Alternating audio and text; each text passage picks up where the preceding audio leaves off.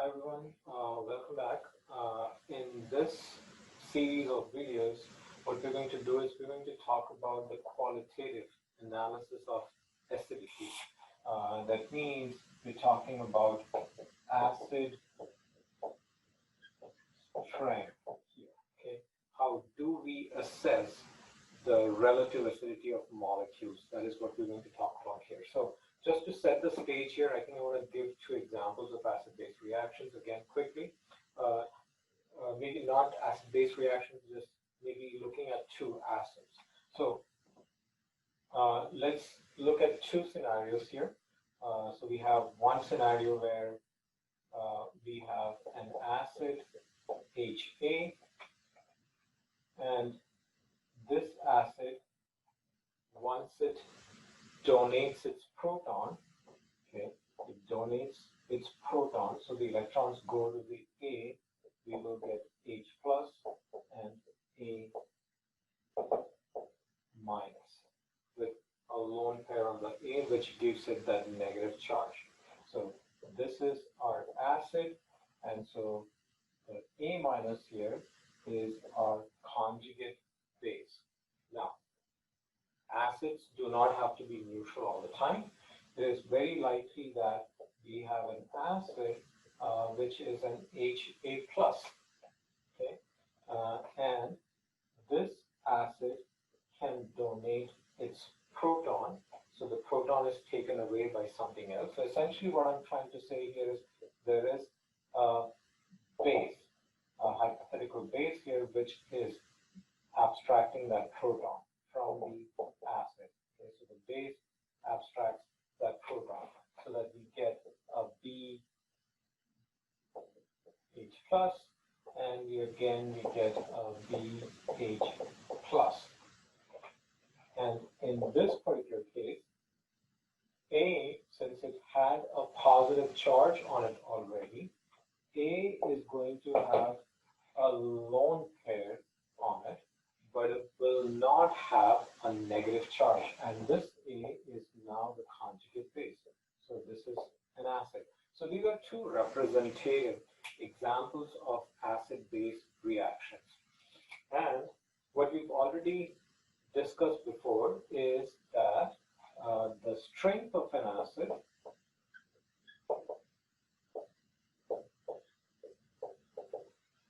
depends on the stability of its conjugate base. Okay, the strength of an acid is defined by the stability of its conjugate base. What that means is if the conjugate base is more stable, okay, so if the conjugate base is stable, then the acid is stronger. Okay, a more stable conjugate base. If the conjugate base is stable, then the acid itself is going to be stronger. Now, when we talk about the stability of the conjugate base, okay, what we are essentially talking about is the ability of the conjugate base to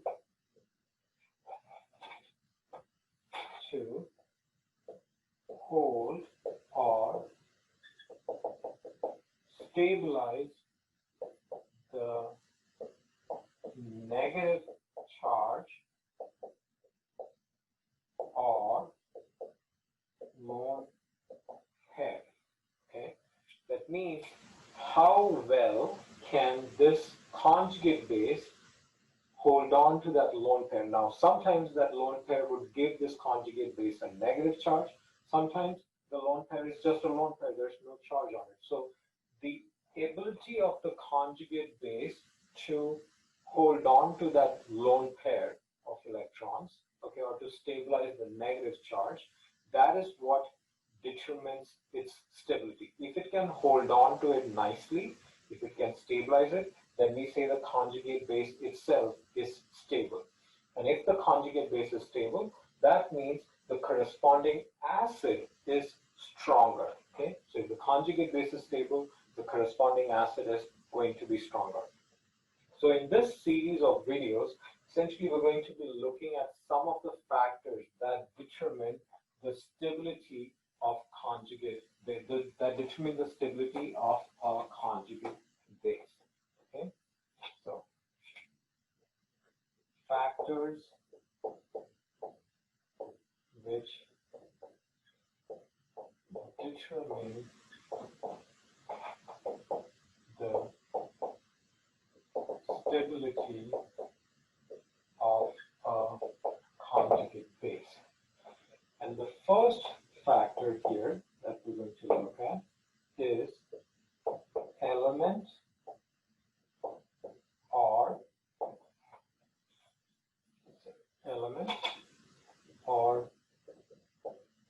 atom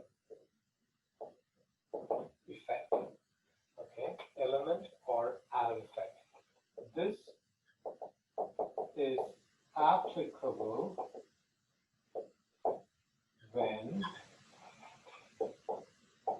the lone pair, which could be a negative charge, depending on the case, is on a specific element. Okay, and to basically walk you through this scenario, I'm going to choose a few acids. Okay, so let's look at the first example here. So let's say we have CH4, NH3, water, and HF.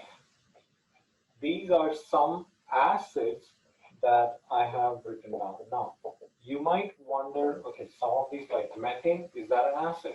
Ammonia, we actually treat ammonia as a base all the time, right?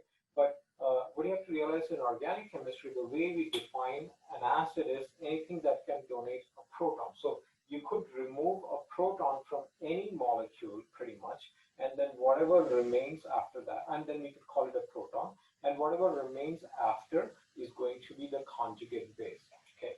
Now, for this set of acids, the pKa of these acids, the pKa for these acids are, again, approximately about 50, ammonia, let's say about 36, water is around 16, or 15 to 16, we can use either number, and then HF is about in the neighborhood of these numbers. So if you look at it, seems like the acidity, okay, acidity increases in this order. That is what these numbers are telling us. HF is the strongest acid, and methane is the weakest acid because it has a larger pKa. So how do we understand this? Why would that be the case? Again, the answer to this will not be in the structure of these acids, because the strength of an acid is determined by the stability of its conjugate base. So what we're going to do is, whenever you have a question like this, you're first going to write down the conjugate base for each of these molecules. Okay, so we have methane. If I remove a proton from it, that will give me its conjugate base. So the conjugate base should be CH3 with a negative charge on the carbon. There's a lone pair on that carbon. For ammonia, the conjugate base should be NH2 with a lone pair, two lone pairs on that nitrogen, and so it is minus. For water, we'll have hydroxide as the conjugate base, and for HF, we have fluoride as the conjugate base. Okay, so strength of the acid is determined by the stability of its conjugate base. So the fact that HF is the strongest acid, it must be because its conjugate base, which is the fluoride ion, this is the most stable. That must be the reason why. Okay, and the conjugate base of CH4, this must be the least stable. So the big question here is, how do we understand this? Is there a chemical principle based on which we can explain this observed trend? Like, what chemical principle would help us understand that fluoride is more stable than or fluorine with a negative charge is more stable than a carbon with a negative charge, and then it actually decreases in this order. The stability decreases in this order. Okay, so for some reason, stability decreases.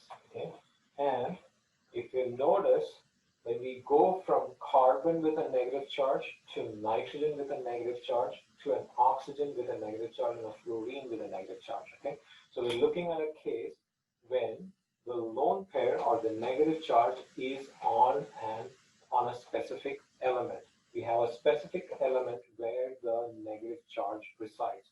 So in this particular case, what we know is, okay, as we move from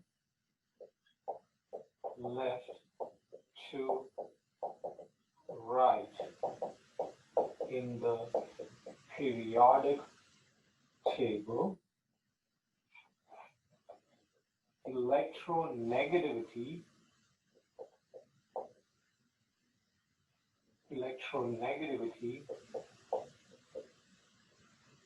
increases. Okay, we have fluorine, which is the most electronegative,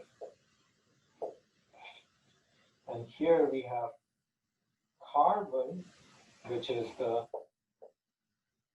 least electronegative.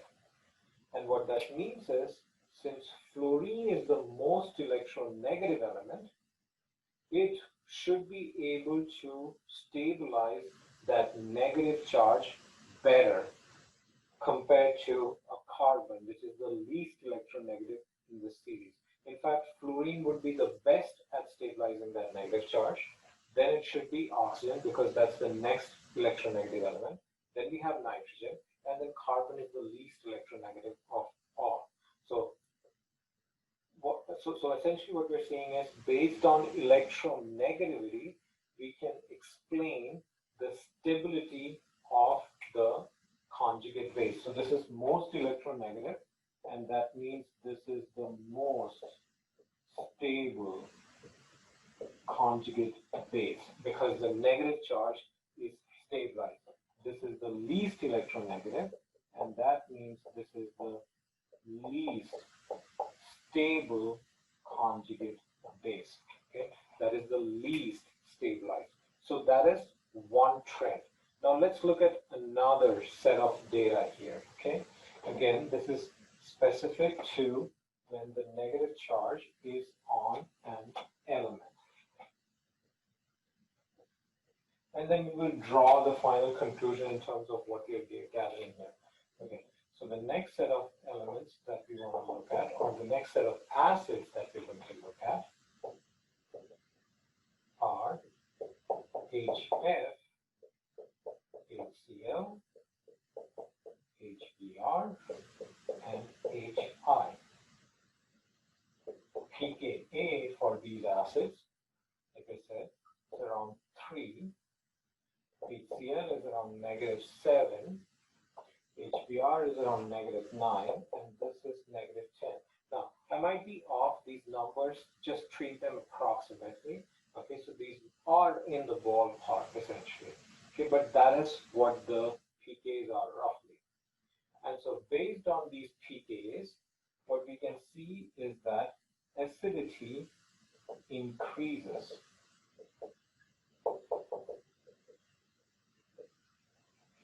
as we go down. And since we're talking about acidity, HI is a stronger acid than HF. And if I have to understand why is HI a stronger acid than HF, I shouldn't be looking at the acid itself. I'm going to draw the conjugate base of these acids. So for HF, we have F minus. For Cl, we have Cl minus. And then we have Br minus. And then we have I minus. Okay. Now the fact that HI is the strongest acid means that I minus must be the most stable, and F minus is the least stable of the conjugate bases in this particular series. Now we're talking about a series here. So we talked about one series earlier where HF was the strongest acid. Now we're talking about another series where HF is actually the weakest acid of all of these. And what we're trying to understand here is what parameter or what chemical principle should be used to understand the stability. So let's see, when we go from fluorine to chlorine to bromine to iodine, what would explain the fact that iodide is more stable than fluoride? If you think about it, it cannot be electronegativity, because electronegativity actually decreases as you go down uh, a group. Okay, so iodine is the least electronegative, fluorine is the most electronegative. So it cannot be electronegativity. So stability increases in this order.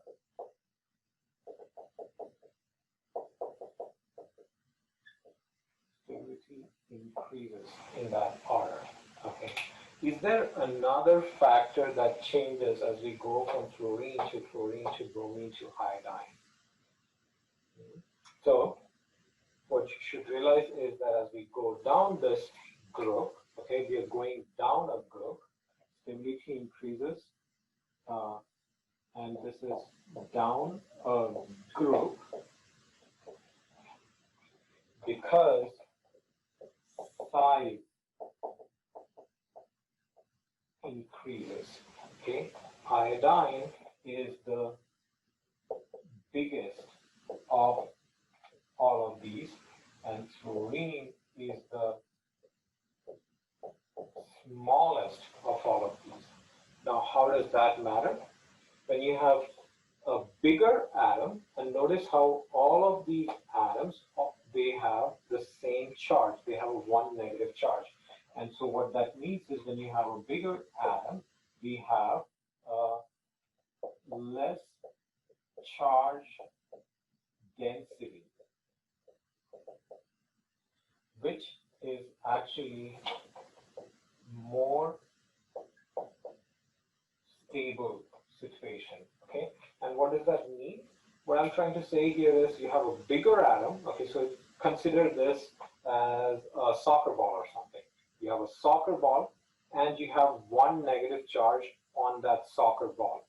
So charge per unit area, because you have more surface area now, charge per unit area is going to be smaller. That is what the charge density means. Okay, or no, because it's a density, it has to be associated with volume, but you could just I think like in some sense you can relate it to that. Okay, and for the fluorine, okay, that is a smaller atom, so maybe it is a tennis ball, and then you have the same amount of charge because they are both one negative.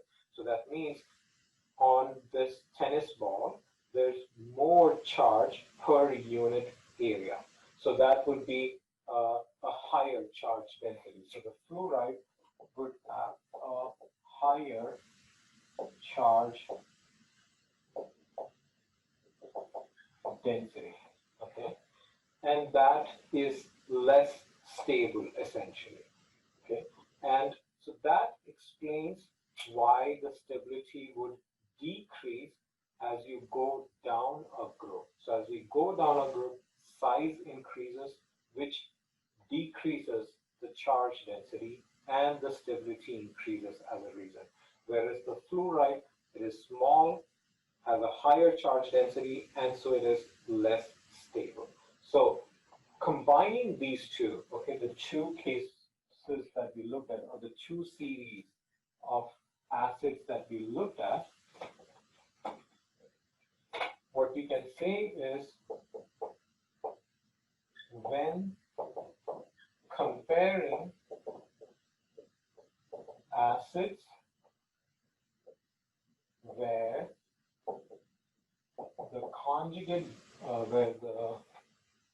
where the conjugate base, okay,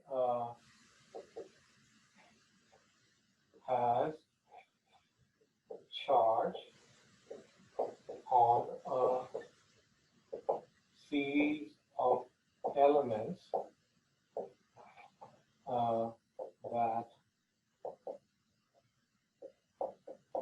span across the periodic table. And when we say across, we mean left to right, or the other way around, right? Left to right periodic table. Electronegativity explains the stability of the conjugate base. Okay, more electronegative element has more electronegative element results in a more stable conjugate base. Okay, that is what happens when you go from left to right. If that's how your elements are moving, or the acids have conjugate bases which go across the periodic table, then we are going to consider electronegativity. Okay, when the conjugate base has charge on elements that go top to bottom. That means within a group, then size explains the stability of the conjugate base. A bigger atom is more stable. So this is a particular case when we are talking about within a periodic table, you're moving left to right, okay? And this is what you would use when you move top to bottom within a periodic table, if that's how elements are arranged. Okay, so that is the element effect, and the most important thing to realize is depending on how the elements are arranged in the periodic table, there are two different factors or parameters or principles that actually explain the stability of the conjugate base. For across the periodic table, think electronegativity, top to bottom, think size. Okay, so that is the first of the factors that affect the stability of the conjugate base. We will discuss other factors in subsequent